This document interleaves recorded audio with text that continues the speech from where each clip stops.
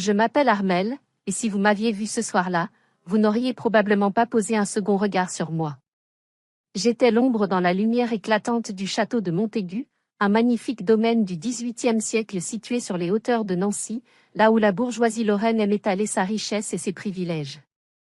L'air était saturé de parfums coûteux, d'un mélange d'ambre, de jasmin et de l'odeur métallique du champagne de grande cuvée qui coulait à flots.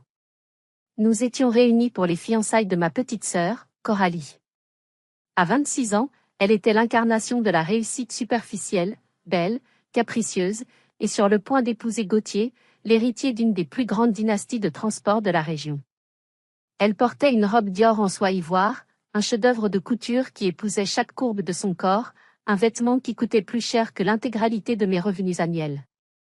Moi, je me tenais en retrait, serré dans ma vieille robe noire achetée en solde il y a 5 ans, le tissu commençant à boulocher au poignet, témoin silencieux de ma déchéance financière au profit de sa gloire. Le moment précis où ma vie a basculé se produit juste après le discours de bienvenue. Coralie, rayonnante, un verre de cristal de baccarat à la main, a balayé la salle du regard. Ses yeux se sont posés sur moi. Ce n'était pas un regard de sœur. C'était le regard qu'un propriétaire terrien lance à un parasite indésirable. Elle a traversé la foule, fendant les groupes d'invités comme la proue d'un navire, jusqu'à se planter devant moi. Le silence s'est fait progressivement autour de nous. Les conversations se sont tues, les verres ont cessé de tinter. Tout le monde sentait l'électricité statique dans l'air, cette tension prédatrice qui précède une exécution publique. Coralie a souri. C'était un sourire froid, technique, qui ne montait pas jusqu'à ses yeux bleus glacés. Elle a levé sa main manucurée, ses ongles peints d'un rouge agressif, et elle a pointé un doigt vers l'arrière de la salle, vers les portes battantes des cuisines de service qui étaient restées entr'ouvertes. De là, on pouvait apercevoir les bennes à ordures grises, débordant de carcasses de homards, de fleurs fanées et de bouteilles vides. Une odeur aigre et fermentée s'en échappait par intermittence. « Ta place est là-bas, Armelle », a-t-elle déclaré, sa voix claire et musicale portant jusqu'au fond de la salle. Près des cuisines. Tu sens trop la pauvreté et l'échec pour rester ici avec les gens respectables. Ne gâche pas mes photos avec ta tête d'enterrement. J'ai senti le sang se retirer de mon visage. J'étais pétrifiée. J'ai cherché du regard un soutien, un visage ami. J'ai croisé les yeux de mes parents, Jacques et Martine. Mon père tenait sa coupe de champagne comme un trophée, et ma mère lissait nerveusement son collier de perles, ces mêmes perles que j'avais payées en faisant des heures supplémentaires l'année dernière. Au lieu de me défendre, au lieu de dire à leur fille cadette de se taire, ma mère a éclaté de rire. C'était un rire aigu, forcé, destiné à plaire à la galerie. Elle a raison, a gloussé ma mère, assez fort pour que la mère de Gauthier l'entende. C'est exactement là que le vieux chien de la famille aime dormir. Allez, file là-bas, Armelle. Ne sois pas ingrate, on t'a laissé venir, c'est déjà beau. Les rires ont fusé. D'abord timides, puis plus francs. Les invités, ces gens riches et puissants qui ne me connaissaient même pas, riaient par mimétisme, par cruauté sociale, soulagés de ne pas être la cible de cette humiliation. J'ai senti chaque regard se planter dans ma peau comme une aiguille chauffée à blanc. La honte n'était pas seulement une émotion, c'était une brûlure physique, une nausée violente qui me tordait l'estomac. Je n'ai pas pleuré. Je n'ai pas crié. Mes larmes, je les avais épuisées il y a des années, séchées par 20 ans de sacrifices inutiles. À cet instant, quelque chose s'est brisé en moi. Pas mon cœur, non. Ce qui s'est brisé, c'est la chaîne qui me retenait à eux. J'ai serré ma petite pochette usée contre ma hanche. À l'intérieur, je ne gardais pas de mouchoir pour essuyer mes larmes. Je gardais la fin de leur monde. Je les ai regardés une dernière fois, ma sœur triomphante, mes parents serviles, mon beau-frère gêné mais silencieux. Je me suis retournée. Le bruit de mes talons sur le parquet ancien résonnait comme le tic-tac d'une bombe à retardement. Je marchais le dos droit, traversant cette foule hostile, me dirigeant vers la sortie. Avant de vous raconter comment j'ai transformé cette soirée de rêve en un cauchemar absolu, j'aimerais savoir qui est avec moi ce soir. Dites-moi dans les commentaires depuis quelle ville ou quel pays vous écoutez cette histoire, et quelle heure il est chez vous. Savoir que je ne suis pas seule, que des gens partagent ce moment de vérité, me donne la force de continuer ce récit. Je suis sortie dans la nuit froide de Nancy. Mais je n'étais pas partie. J'avais laissé derrière moi, sur la table des cadeaux, une petite boîte en velours rouge. Une boîte qui allait tout changer. J'ai regardé ma montre. Il était 20h40. Le compte à rebours avait commencé. Ils ne le savaient pas encore, mais il ne leur restait que 20 minutes avant l'apocalypse. L'air extérieur était glacial, typique de ces soirées d'automne dans le Grand Est où l'humidité des rivières remonte et vous pénètre jusqu'aux os. Pourtant, après l'atmosphère suffocante et toxique de la salle de bal, cet air me semblait être le plus pur que j'ai jamais respiré.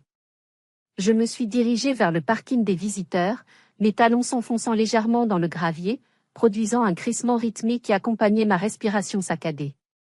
Ma voiture était garée tout au fond, loin des Porsche Cayenne, des Mercedes Classe S et des Tesla rutilantes qui semblaient monter la garde comme des soldats de plomb étincelants. C'était une Renault Clio grise de 2012, avec une aile avant cabossée et un pare-choc qui tenait grâce à du ruban adhésif industriel. Elle jurait dans ce décor de luxe, une tache de rouille sur une toile de maître. Pendant des années, j'avais eu honte de cette voiture. Ce soir, elle était mon refuge, ma capsule de survie. Je me suis glissée derrière le volant. L'habitacle sentait le vieux tissu et la vanille synthétique d'un désodorisant bon marché. J'ai verrouillé les portières. Le clac sonore du verrouillage centralisé a résonné comme la fermeture d'un sas de sécurité. J'étais seule. Enfin. J'ai posé mes mains sur le volant pour essayer de contrôler leur tremblement. Ce n'était pas la peur qui me faisait trembler. C'était l'adrénaline. C'était la sensation vertigineuse de se tenir au bord d'une falaise et de décider, non pas de reculer, mais de sauter sans parachute. Pendant des années, j'avais imaginé ce moment. J'avais rêvé de leur hurler ma douleur au visage, de renverser les tables, de déchirer sa robe Dior. Mais la violence physique est l'arme des faibles. Le silence et la vérité sont les armes des justes. J'ai sorti mon téléphone de mon sac. L'écran était fissuré, une autre cicatrice de ma vie de privation, mais il fonctionnait parfaitement. J'ai ouvert l'application que Fabrice, mon allié secret, m'avait aidé à configurer. C'était le lien vers le site web du mariage, pompeusement intitulé « Le mariage du siècle ». Il y avait une section « Livestream », un direct vidéo haute définition destiné aux cousins éloignés vivant aux États-Unis et aux partenaires d'affaires de Gauthier à Dubaï qui ne pouvaient pas faire le déplacement. J'ai cliqué sur le lien. L'écran de mon téléphone s'est illuminé. L'image était nette, cristalline. La caméra, placée en hauteur, offrait une vue panoramique de la salle que je venais de quitter.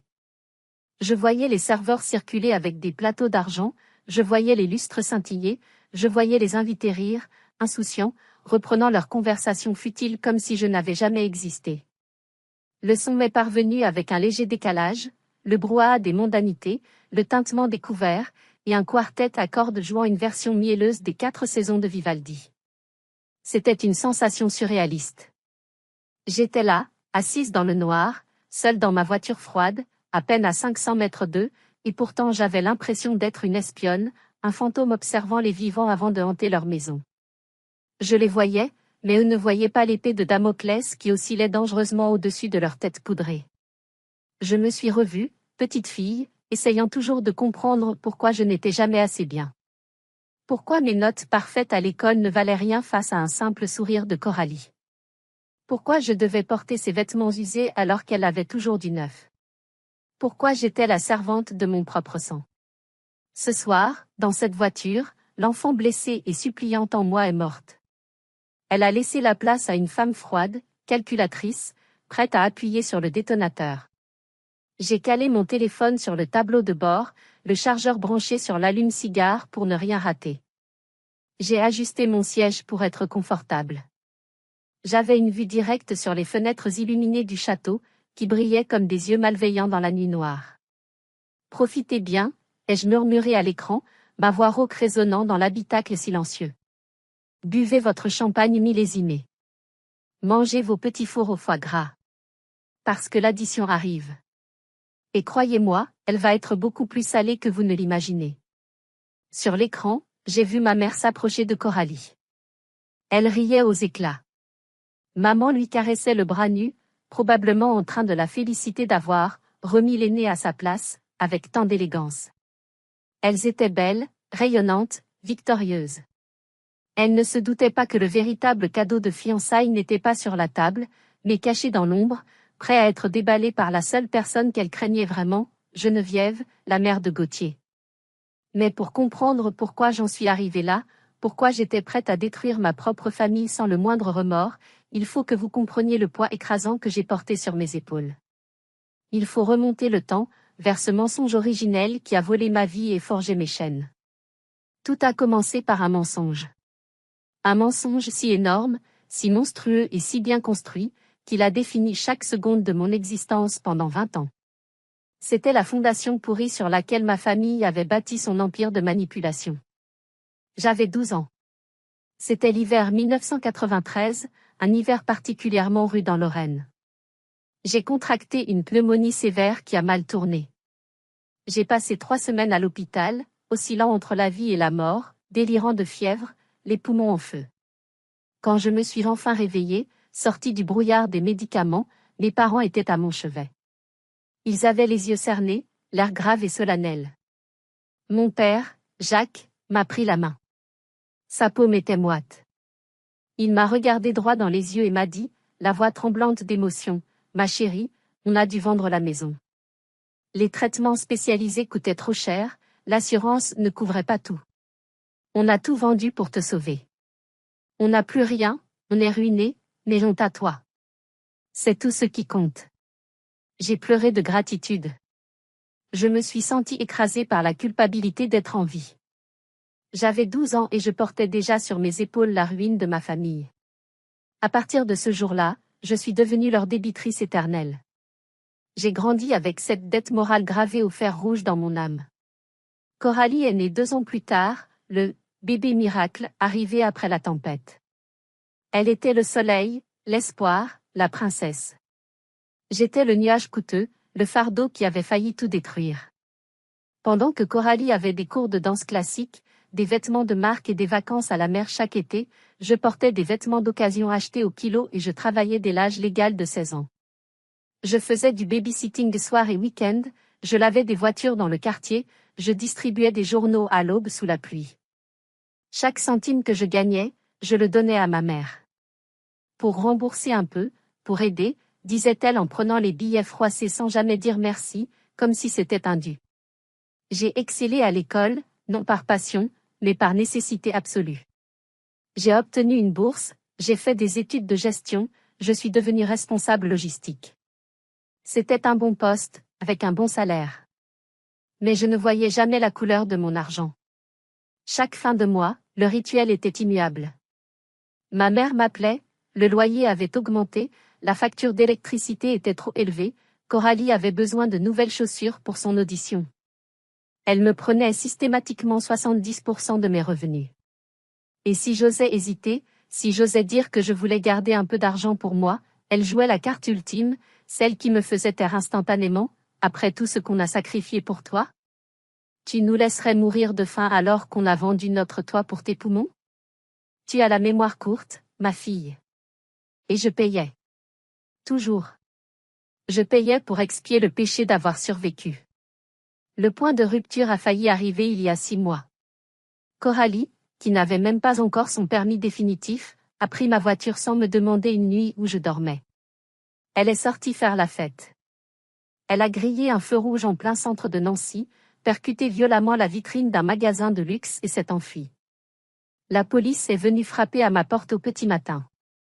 La voiture était à mon nom. Mes parents m'ont supplié à genoux dans le salon. Coralie a un avenir brillant, elle va se fiancer avec Gauthier. Une condamnation pénale briserait sa vie. Toi, tu es solide, tu as l'habitude. Tu peux encaisser. Dis que c'était toi. Prends la faute. J'ai regardé ma sœur, qui pleurnichait sur le canapé en vérifiant ses notifications Instagram, sans une once de remords réel dans le regard. Et j'ai dit oui. Comme toujours. J'ai pris la faute. J'ai payé 15 000 € d'amende et de dommages et intérêts en vidant mon compte épargne retraite. Mon permis a été suspendu pour 1 an. J'ai failli perdre mon travail à cause des problèmes de transport.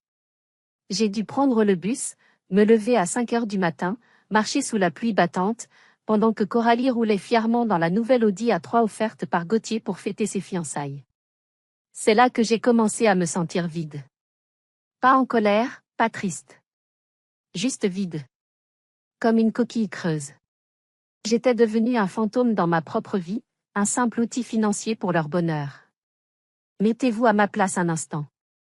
Imaginez ce poids. Si votre famille vous demandait de prendre la responsabilité d'un délit que vous n'avez pas commis, au risque de perdre votre emploi et votre réputation, que feriez-vous? Auriez-vous accepté par devoir filial, comme moi, ou auriez-vous eu le courage de refuser? Dites-le moi dans les commentaires. Je suis curieuse de savoir si j'ai été trop faible trop longtemps, ou si c'est le piège de la famille qui est trop puissant. Mais la faiblesse a une limite. Et ma limite a été franchie il y a une semaine, de la manière la plus brutale et inattendue qui soit. Il y a 7 jours, je suis passée chez mes parents pour déposer des courses. Ils prétendaient être à sec et n'avoir rien à manger dans le frigo, malgré les milliers d'euros que je leur versais mensuellement. Ils n'étaient pas là quand je suis arrivée. J'ai décidé de monter au grenier pour ranger un peu, cherchant de vieilles photos pour l'album souvenir que je voulais bêtement et naïvement offrir à Coralie pour ses fiançailles. Je voulais lui montrer qu'on avait eu de bons moments. Le grenier sentait la poussière et le bois sec. Au fond d'une malle en osier, sous des piles de vieux journaux jaunis, j'ai trouvé un petit carnet à la couverture de cuir rouge écaillé. C'était le journal intime de ma mère de l'année 1993. L'année de mes 12 ans. L'année de ma maladie. Je l'ai ouvert, curieuse. J'ai tourné les pages jusqu'au mois de mars. J'ai lu. Et en quelques secondes, mon monde s'est effondré. Date, 14 mars 1993. Jacques a encore tout perdu au casino hier soir. C'est la catastrophe. La maison est saisie par la banque. Il nous donne un mois pour partir avant l'expulsion. Je ne sais pas comment on va faire pour cacher ça aux voisins. Heureusement, la pneumonie d'Armel tombe à pic. L'assurance maladie couvre tous les frais hospitaliers à 100%, et on a même touché une petite prime d'invalidité temporaire. On dira à la petite qu'on a dû vendre la maison pour payer ses soins. Ça la tiendra sage, coupable et reconnaissante. C'est cruel, je sais, mais on n'a pas le choix. Jacques a besoin d'une excuse honorable pour sa faillite et ses dettes de jeu. J'ai relu la page 10 fois. 20 fois. Mes mains tremblaient tellement que j'ai failli déchirer le papier fragile. Il n'y avait pas de sacrifice. Il n'y avait pas de dette d'amour. Mon père était un joueur compulsif qui avait flambé notre maison à la roulette ou au poker. Ma maladie n'avait rien coûté à la famille, au contraire, elle leur avait rapporté une prime. Ils m'avaient utilisé, moi, leur fille de 12 ans, comme bouc émissaire pour couvrir leur honte sociale et leur incompétence financière. Pendant 20 ans, ils m'avaient culpabilisé, volé, manipulé, sur la base d'un mensonge abject et calculé. J'ai reposé le carnet. J'ai senti une nausée violente monter en moi, un mélange de bile et de rage pure. Tout l'amour, tout le respect, toute la pitié filiale que j'avais encore pour eux se sont évaporés instantanément. Il ne restait qu'une haine froide, cristalline, tranchante comme un rasoir. À cet instant précis, comme par une ironie du sort, mon téléphone a sonné. C'était Coralie. Allô, Armel? Sa voix était pressante, sans la moindre chaleur. Écoute, j'ai un souci. Pour ma deuxième robe de soirée, celle pour l'après-cérémonie, il me manque 5 000 euros. Je veux absolument celle du créateur rue des Dominicains. Vire-moi ça avant ce soir. Et ne me dis pas que tu n'as pas l'argent, je sais que tu as reçu ta prime annuelle au boulot. Allez, sois utile pour une fois dans ta vie. Sa voix était exigeante, arrogante. Sois utile. Comme si j'étais un appareil ménager défectueux qu'on tolérait tant qu'il servait. J'ai regardé le journal ouvert de ma mère. J'ai écouté la voix méprisante de ma sœur. J'ai pensé à mon père le joueur. Bien sûr, Coralie, ai-je répondu, et ma propre voix m'a surprise par son calme terrifiant. Je vais m'en occuper. Tu auras exactement ce que tu mérites. Je te le promets. Elle a raccroché sans dire merci, satisfaite. Elle pensait que je parlais de l'argent. Elle ne savait pas que je parlais de justice. Je ne suis pas allé à la banque pour faire un virement. Je suis allé voir la seule personne capable de m'aider à détruire leur château de cartes, Fabrice. Fabrice était un ancien camarade de lycée, le genre de garçon discret, un peu geek, qu'on oublie souvent dans les couloirs mais qui voit tout et retient tout. Aujourd'hui, il était devenu auditeur senior en sécurité informatique pour la banque privée qui gérait la fortune de la famille de Gauthier. Je savais qu'il avait accès à des informations sensibles. Je savais aussi qu'il avait toujours eu un sens aigu de la justice et une aversion profonde pour les hypocrites. Je lui ai donné rendez-vous dans une petite brasserie sombre près de la place Stanislas, loin des regards indiscrets. Il pleuvait dehors, et les gouttes frappaient la vitre comme des larmes. Quand je lui ai raconté l'histoire du journal intime, j'ai vu son visage se décomposer. Il savait à quel point je m'étais sacrifié pour eux toutes ces années. « Armel, je suis vraiment désolé », a-t-il dit en posant sa main sur la mienne pour me réconforter. « C'est monstrueux. Mais je ne peux pas violer le secret bancaire juste comme ça. Si je te donne des infos sur les comptes de Gauthier ou de sa mère, je perds mon job et je vais en prison. » « Je ne veux pas les comptes de Gauthier », ai-je répondu en sortant une chemise cartonnée de mon sac. « Je veux que tu regardes ce que fait ma sœur. » J'ai trouvé ses factures froissées dans sa poubelle de cuisine quand je suis allé chez elle l'autre jour. Regarde les noms des sociétés. Fabrice a pris les papiers, sceptique. C'étaient des factures pour l'organisation du mariage, traiteur, fleuriste, décoration, location de limousine. Des montants astronomiques qui dépassaient l'entendement. Events et Dream Ltd, a-t-il lu à voix haute, plissant les yeux. Basé aux îles Caïmans? Pour un fleuriste situé à Nancy? C'est très bizarre. Pourquoi payer un fleuriste local via un compte offshore? Il a sorti son ordinateur portable sécurisé. Je le voyais hésiter, son éthique professionnelle luttant contre son amitié pour moi. Fabrice, ai-je insisté, ma voix basse et intense. Gauthier est un type bien. Il est naïf, un peu mou, mais il est gentil. Tu vas le laisser épouser une fille qui le vole et le trompe avant même de dire oui? Tu vas laisser cette sangsue détruire une famille honnête? Il a soupiré longuement, a craqué ses doigts, puis a tapé une série de commandes rapides sur son clavier. Quelques minutes plus tard, ses yeux se sont écarquillés derrière ses lunettes. Oh mon Dieu! Armel! Tu avais raison. C'est bien pire que ce que tu penses. C'est industriel. Il a tourné l'écran vers moi pour que je puisse voir.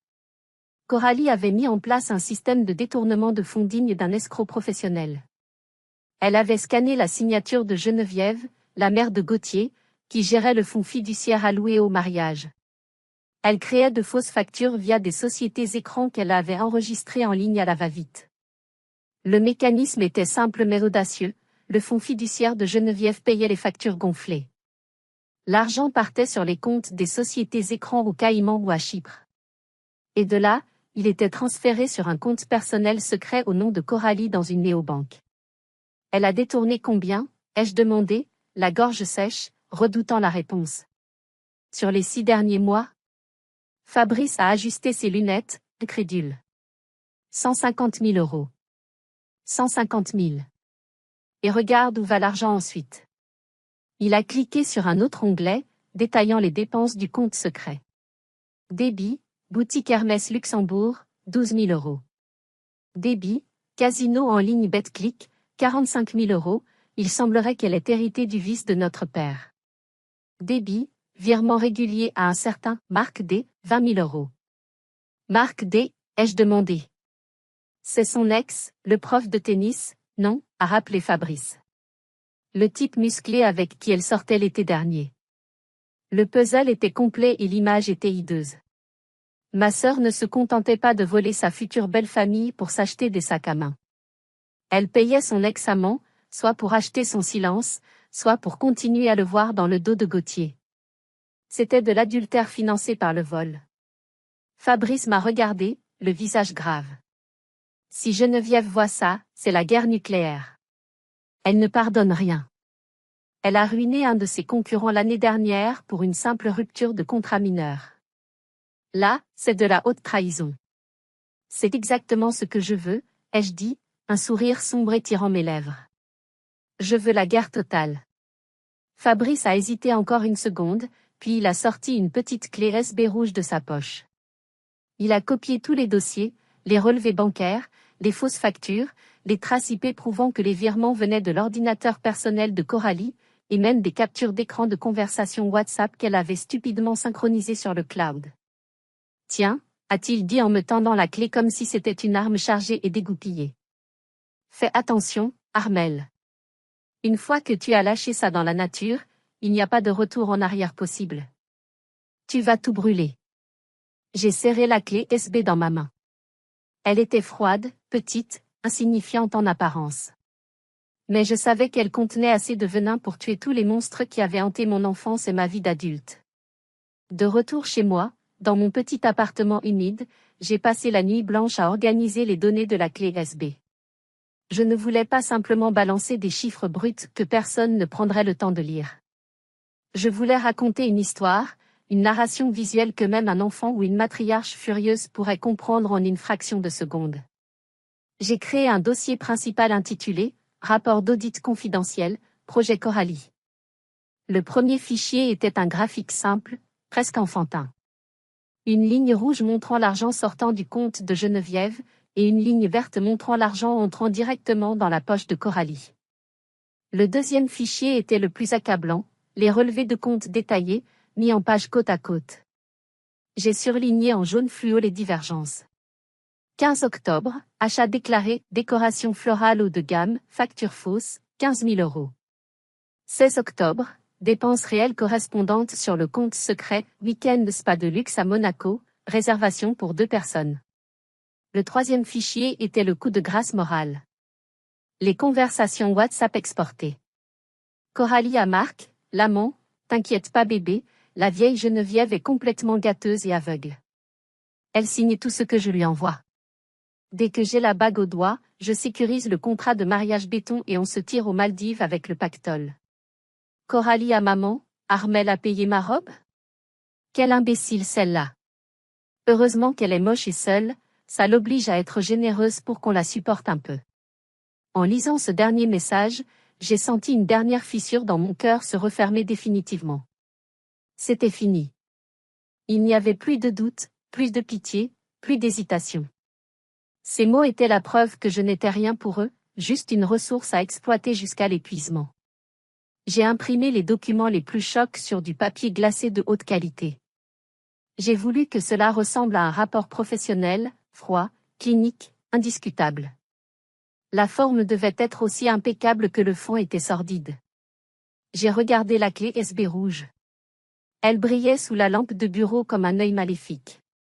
C'était plus qu'une preuve judiciaire. C'était ma libération.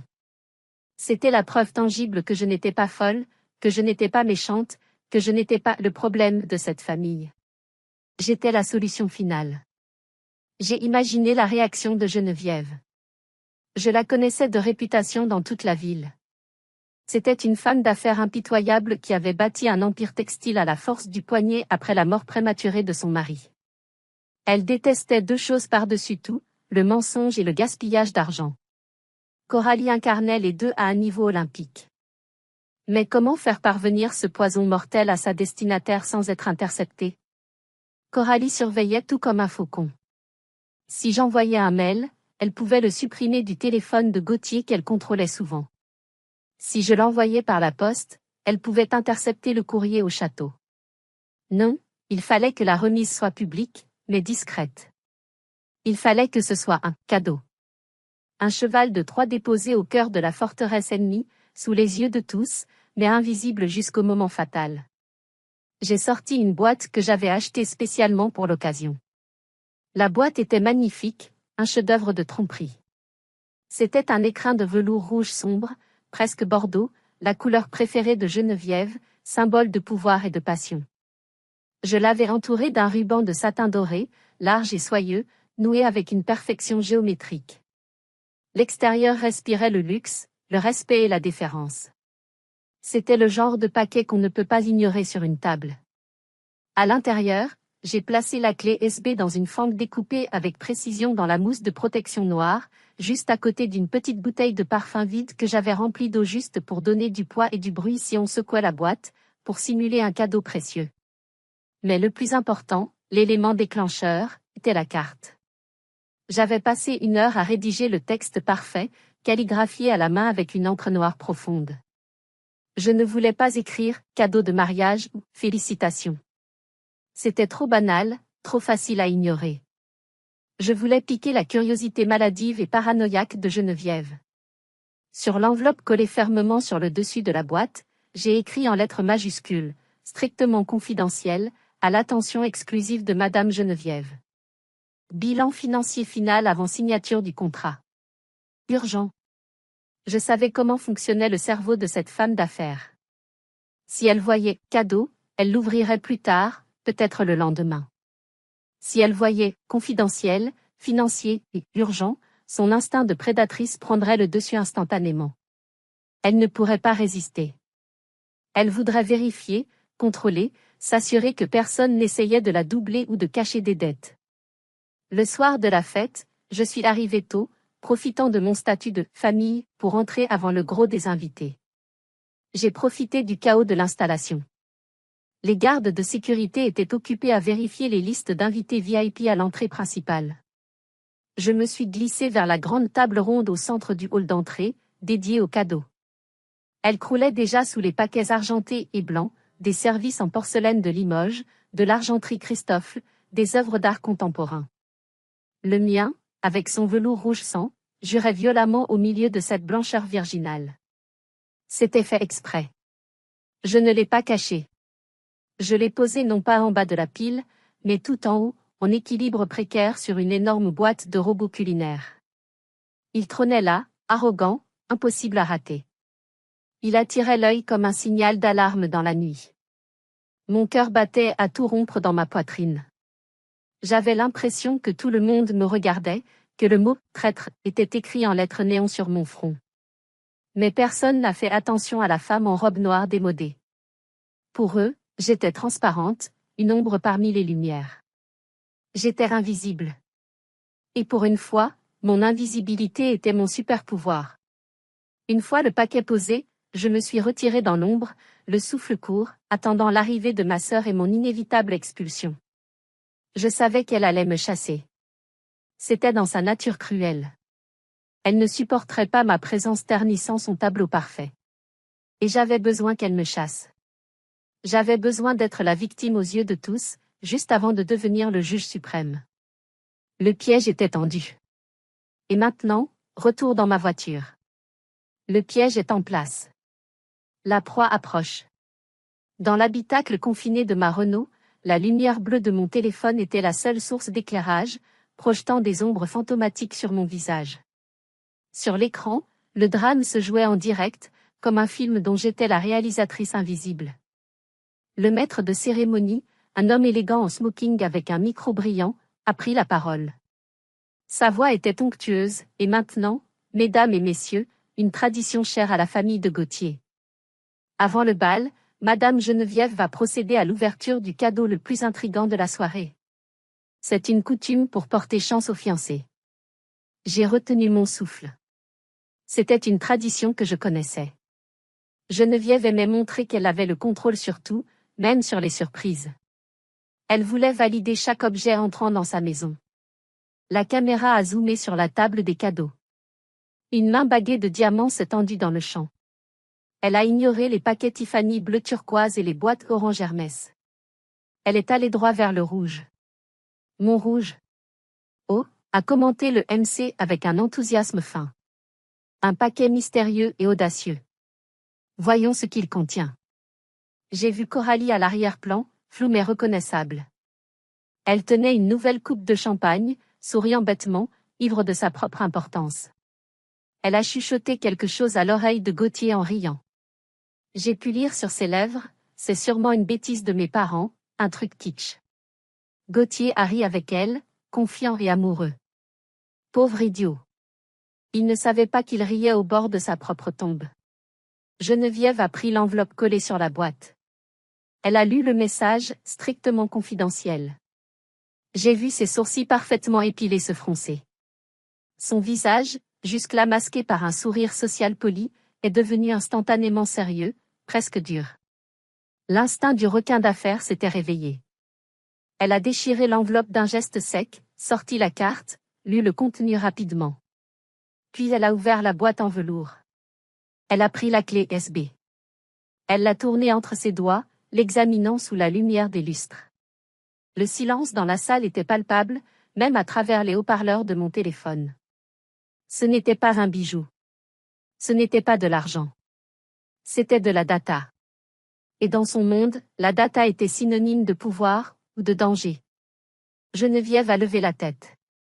Elle a cherché quelqu'un du regard dans la salle. Elle a fait un signe impérieux à son assistant personnel, un jeune homme nerveux qui gérait la technique vidéo. Elle lui a tendu la clé USB et a pointé l'écran géant LED qui servait de fond de scène, là où défilaient jusqu'à présent des photos nièces de Coralie et Gauthier en vacances aux Seychelles. Branchez ça, a-t-elle ordonné.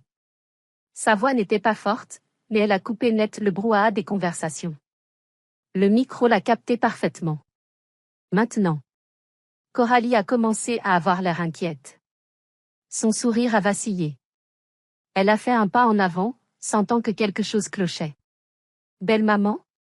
Qu'est-ce que c'est? On devrait peut-être ouvrir ça en privé, non? Ce n'est pas le moment. Silence, Coralie, a tranché Geneviève sans même la regarder, ses yeux fixés sur l'écran noir. L'assistant a branché la clé sur l'ordinateur portable relié à l'écran géant. Une icône de dossier est apparue sur le mur de 4 mètres par 3, immense, dominant la salle. Rapport d'audit, projet Coralie. Geneviève a pris la souris de l'ordinateur posée sur le pupitre. Clic. Le premier document s'est ouvert. C'était le scan haute résolution de la facture falsifiée de Events et Dream Ltd. Sur l'écran, en lettres géantes rouges que j'avais ajoutées, tout le monde pouvait lire « Faux et usage de faux, détournement de fonds ». Mon cœur battait si fort contre mes côtes que je craignais qu'il ne s'arrête. Si grec était. Le premier domino venait de tomber. Il n'y avait plus de retour possible. La réaction ne fut pas immédiate. Il y a eu un moment de flottement, une incompréhension collective qui a duré quelques secondes éternelles. Les invités plissaient les yeux, ajustaient leurs lunettes, essayant de comprendre pourquoi on leur montrait des documents comptables au lieu de photos de mariage. Geneviève, elle, ne flottait pas. Elle était entrée en mode guerre. Elle cliquait avec une précision chirurgicale. Image suivante. Le relevé bancaire comparatif. Les lignes surlignées en jaune fluo brillaient agressivement sur l'écran géant, accusatrice. Débit, 45 000 €, Casino BetClick. Débit, 12 000 €, Hermès Luxembourg. Débit, 20 000 €, virement Monsieur Marc D. Un murmure a parcouru la salle. Un murmure bas, grondant, qui a enflé comme une vague scélérate avant de s'écraser. Qu'est-ce que c'est que ça? C'est de l'argent volé, Marc D. Ce n'est pas son prof de tennis? Coralie est devenue blanche comme le tissu de sa robe. Elle a lâché sa coupe de champagne. Le bruit du cristal se brisant sur le parquet ciré a sonné comme un coup de feu dans le silence grandissant. Geneviève a continué, impitoyable. Elle a ouvert le dossier « Conversation ». Le message projeté était celui où Coralie insultait Geneviève, celui qui scellait son destin. La vieille Geneviève est gâteuse et aveugle. Je sécurise le contrat et on se tire aux Maldives avec Marc. La salle a halté. C'était un son physique, viscéral, le son de 150 personnes choquées simultanément par la vulgarité et la trahison. Gauthier a reculé comme s'il avait été frappé physiquement au visage. Il fixait l'écran, la bouche ouverte, les yeux écarquillés d'horreur et d'incrédulité. Tout son monde s'effondrait en direct. Geneviève s'est redressée de toute sa hauteur. Dans sa robe de soirée bleu nuit, elle n'avait jamais paru aussi grande, aussi terrifiante, telle une reine prononçant une sentence de mort. Elle a saisi le micro d'une main ferme. Gauthier, a-t-elle dit, sa voix calme et glaciale résonnant dans le silence de mort, amplifié par les enceintes. Regarde bien. Voilà la femme que tu voulais faire entrer dans notre famille. Voilà comment elle parle de ta mère. Voilà comment elle dépense l'héritage que ton père a mis toute une vie à bâtir. Elle s'est tournée vers Coralie, qui tremblait de tout son corps, les larmes commençant à couler sur son maquillage parfait. Tu pensais que j'étais gâteuse, ma petite? Tu pensais vraiment que tu pouvais me voler, insulter mon fils, et financer tes vices et tes amants avec mon argent? Tu m'as prise pour une imbécile. C'est la dernière erreur que tu feras. Coralie a ouvert la bouche pour parler, mais aucun son n'est sorti. Elle ressemblait à un poisson hors de l'eau, suffocant. Mes parents, Jacques et Martine, se sont réveillés de leur stupeur et se sont précipités vers la scène. Mon père agitait les mains frénétiquement. Madame Geneviève. C'est une erreur. C'est un montage. C'est sûrement un piratage informatique. Notre fille ne ferait jamais ça, a crié ma mère, essayant désespérément de sauver le navire qui coulait à pic avec tout l'équipage. Geneviève a souri, un sourire sans joie. Elle a appuyé sur une dernière touche. Un fichier audio s'est lancé. C'était un message vocal que Coralie avait envoyé à Marc. La voix de ma sœur a rempli la salle, claire, vulgaire, indéniable, résonnant contre les murs de pierre du château. T'inquiète pas bébé, dès que j'ai signé les papiers, je pompe le compte joint et on se casse. Ce con de Gauthier ne verra rien venir, il est trop amoureux pour réfléchir. C'était la fin. La vérité nue, laide, indiscutable. Il n'y avait plus d'échappatoire. C'est à ce moment précis, exactement 20 minutes après mon départ du château, que le cri a déchiré l'air. Ce n'était pas un cri de peur. C'était un hurlement de rage pure, d'animal piégé, de narcissique blessé à mort. Noun, a hurlé Coralie.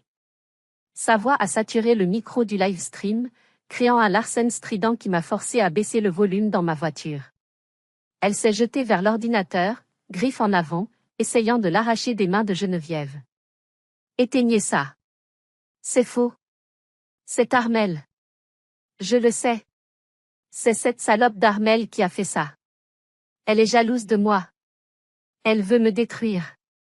Mais Gauthier l'a interceptée. Lui, le garçon doux, passif et gentil que je connaissais, l'a attrapée par le bras avec une violence soudaine.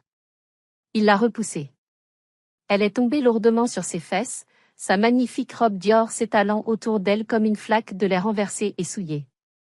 Ne prononce plus jamais le nom de ma mère ou de ta sœur, a craché Gauthier, le visage rouge de colère et de douleur. Il a arraché la bague de fiançailles en saphir qu'il portait déjà à l'annulaire et l'a jetée au visage de Coralie. Le bijou a rebondi sur sa joue avant de rouler au sol. C'est fini. Tu me dégoûtes. Tu es pire qu'une voleuse, tu es une ordure. Tu t'es moqué de moi depuis le premier jour. Gauthier, chéri, écoute-moi, a supplié Coralie en rampant vers lui, le mascara coulant sur ses joues en rivière noire. C'est un malentendu. Je t'aime. Je t'aime vraiment. Tu aimes mon argent, a-t-il hurlé, sa voix se brisant. Et tu couches avec Marc avec mon argent. Dégage. Geneviève a fait un signe sec de la main. 4 gardes de sécurité, des hommes massifs en costume noir qui attendaient dans l'ombre, sont entrés dans le champ de la caméra. Sortez-les, a ordonné Geneviève en pointant Coralie et mes parents du doigt. Tous les 3. Et appelez la police nationale. Je porte plainte pour escroquerie en bande organisée, abus de confiance et faux en écriture. Vous ne pouvez pas faire ça, a crié mon père, Jacques, alors qu'un garde lui tordait le bras dans le dos pour le maîtriser. Nous sommes des invités. Nous sommes la famille. Vous êtes des complices, a répondu Geneviève avec un calme terrifiant. J'ai vu les virements vers votre compte bancaire aussi, Jacques. Votre fille vous payait pour couvrir ses dettes de jeu? Pour acheter votre silence? Vous me dégoûtez autant qu'elle. Dehors. J'ai regardé l'écran, fasciné, incapable de détourner les yeux. J'ai vu ma mère, cette femme qui m'avait tant humilié une heure plus tôt, se faire traîner vers la sortie, perdant une chaussure dans la panique, hurlant comme une démente. J'ai vu mon père, le joueur invétéré, le visage rouge de honte, essayant maladroitement de frapper un garde et se faisant plaquer au sol sans ménagement. Et j'ai vu Coralie, la princesse déchue, hurlant et donnant des coups de pied dans le vide, être soulevée de terre et évacuée comme un vulgaire sac de déchets. Il passait exactement par la porte qu'il m'avait indiquée plus tôt. La porte de service. Celle des poubelles.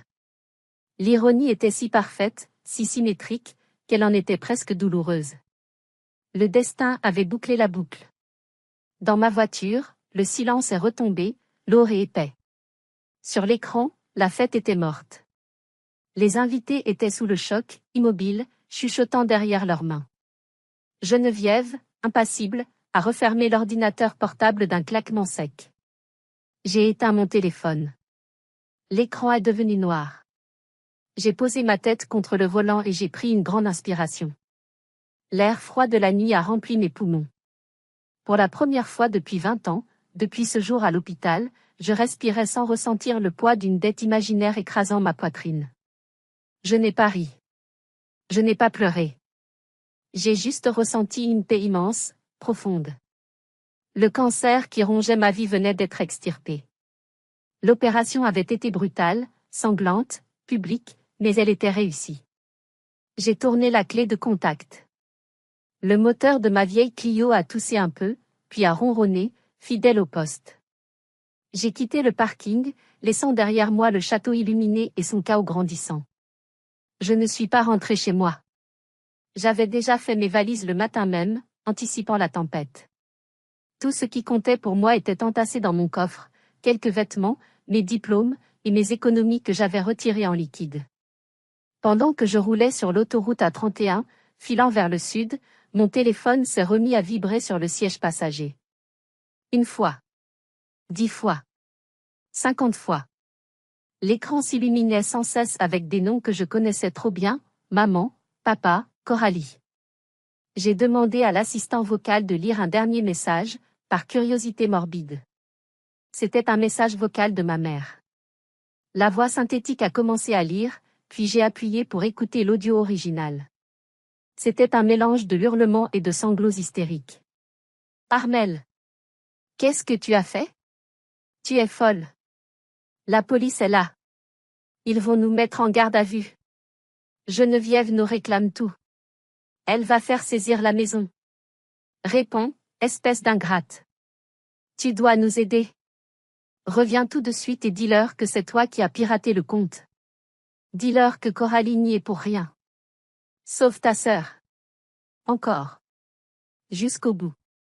Même au bord du précipice, même la tête sous l'eau, ils voulaient que je saute à leur place. Dis-leur que c'est toi. Comme pour l'accident de voiture. Comme pour la maladie de mes 12 ans. Ils ne changeraient jamais. Ils étaient programmés pour me détruire pour se sauver. J'ai souri, un sourire triste mais définitif, éclairé par les phares des camions que je dépassais. Non, maman, ai-je dit dans le vide de l'habitacle. Cette fois, c'est votre facture. Et vous allez la payer jusqu'au dernier centime. J'ai tapé un dernier message, destiné au groupe WhatsApp familial intitulé « Famille heureuse », quelle blague, avant de le quitter pour toujours, j'ai lu le journal intime de 1993 dans le grenier. Je sais pour la maison vendue au jeu. Je sais qu'il n'y a jamais eu de dette pour ma maladie. La dette est effacée. Considérez ma vie gâchée pendant 20 ans comme le paiement final et les intérêts. Adieu. Puis, j'ai ouvert la fenêtre. Le vent violent de l'autoroute s'est engouffré dans la voiture, ébouriffant mes cheveux. J'ai sorti ma carte SIM de mon téléphone. Je l'ai cassée en deux d'un geste sec. J'ai jeté les petits morceaux de plastique par la fenêtre. Ils ont disparu dans la nuit noire, emportant avec eux Armelle la victime, Armelle la bonne poire, Armelle le bouc émissaire. Celle qui conduisait maintenant était quelqu'un de nouveau. Les jours suivants, j'ai suivi l'affaire dans les journaux locaux via Internet, depuis ma chambre d'hôtel anonyme à mi-chemin vers Lyon. L'affaire a fait grand bruit à Nancy. Les Républicains a titré « Le scandale des fiançailles de Montaigu, une famille d'escrocs ruinée en direct ». Coralie a été mise en examen le lendemain même. Gauthier, blessé et humilié, a fourni toutes les preuves à la police sans aucune pitié. Elle risquait de la prison ferme pour escroquerie en bande organisée, car l'enquête a révélé que mes parents avaient effectivement reçu une partie de l'argent détourné pour couvrir les nouvelles dettes de jeu de mon père. Geneviève a tenu parole. Elle a été impitoyable. Elle a fait saisir les comptes bancaires de mes parents, leurs meubles, leurs voitures. Ils ont été expulsés de leur maison louée pour impayés. Ils se sont retrouvés à la rue en moins d'une semaine, obligés de demander l'aide sociale d'urgence, celle-là même qu'ils méprisaient tant chez les autres et qu'ils appelaient l'argent des assistés. Coralie est devenue une paria sociale. Ses amis l'ont abandonnée instantanément. Son visage était partout sur les réseaux sociaux locaux, associé aux mots « voleuse »,« menteuse ». Sa carrière rêvée d'influenceuse et de modèle était finie avant même d'avoir commencé. Ils avaient tout perdu. Non pas parce que j'étais méchante, mais parce que j'avais simplement allumé la lumière dans une pièce remplie de cafards. 6 mois ont passé depuis cette nuit fatidique. Je suis assise à la terrasse d'un café sur la place Bellecour, à Lyon. Le soleil doux du printemps chauffe mon visage. J'ai un nouveau travail. Je suis directrice logistique pour une grande entreprise pharmaceutique internationale. Ils m'ont embauchée pour mes compétences, mon sérieux et mon intégrité, pas pour ma capacité à subir les abus. Je gagne bien ma vie, mieux qu'avant, et pour la première fois de mon existence, je garde 100% de mon salaire pour moi. J'ai coupé mes cheveux, optant pour un carré court et moderne. J'ai jeté mes vêtements noirs et tristes. J'ai acheté des robes colorées, du rouge, du vert, du bleu. J'ai même commencé à prendre des cours de peinture le week-end, une passion que j'avais étouffée pendant des années parce que ma mère disait que c'était trop cher et inutile. Hier, j'ai reçu un mail crypté de Fabrice. Il va bien. Il a eu une promotion à la banque pour sa vigilance, ironiquement. Il m'a donné des nouvelles de l'autre côté. Coralie a été jugée. Grâce à un avocat commis d'office, elle a évité la prison ferme de justesse mais a été condamnée à 18 mois de prison avec sursis, une amende énorme, et une obligation de soins psychiatriques. Elle travaille maintenant comme plongeuse dans un restaurant routier sur l'autoroute pour rembourser ses dettes à Geneviève. Elle a perdu sa beauté arrogante, elle a l'air vieillie et amère. Mes parents vivent dans un petit HLM, habitation à loyer modéré, en périphérie de la ville. Ils passent leur temps à se crier dessus, se blâmant mutuellement pour leur chute. Mon père joue le peu d'argent qu'ils ont au grattage. Ma mère pleure sur sa gloire passée. Ils n'ont plus de filles. Ni l'une, ni l'autre. Ils sont seuls avec leurs mensonges. Parfois, je repense à ce moment précis devant les poubelles du château. Je revois le doigt de ma sœur pointé vers les ordures. Elle avait raison sur un point, mais pas celui qu'elle croyait, il fallait effectivement sortir les poubelles ce soir-là. Mais elle n'avait pas compris que les ordures, c'était eux. Et que moi, j'étais le camion de nettoyage nécessaire. Je ne regrette rien. Pas une seconde. On dit souvent que la vengeance est un plat qui se mange froid. Mais la justice, la vraie justice, elle se savoure chaude, réconfortante et énergisante, comme ce café que je tiens entre mes mains ce matin. Une justice que je me suis offerte à moi-même, parce que personne d'autre ne l'aurait fait à ma place. J'ai appris une leçon vitale que je veux partager avec vous, la famille, ce n'est pas le sang. Le sang, c'est juste de la biologie, de l'ADN partagé. La famille, la vraie, c'est le respect, l'amour inconditionnel et le soutien mutuel. Si votre famille vous traite comme un paillasson, vous vole votre vie et votre bonheur, vous avez le droit, et même le devoir absolu, de vous lever et de partir. Même si cela signifie tout brûler sur votre passage pour éclairer votre route. Je regarde les passants sur la place. Je suis libre. Je suis seule pour l'instant, mais je ne suis plus solitaire. J'ai enfin trouvé la place que je mérite. Et ce n'est pas à côté des poubelles. C'est ici, au soleil, la tête haute, maîtresse de mon destin. Merci d'avoir écouté mon histoire jusqu'au bout.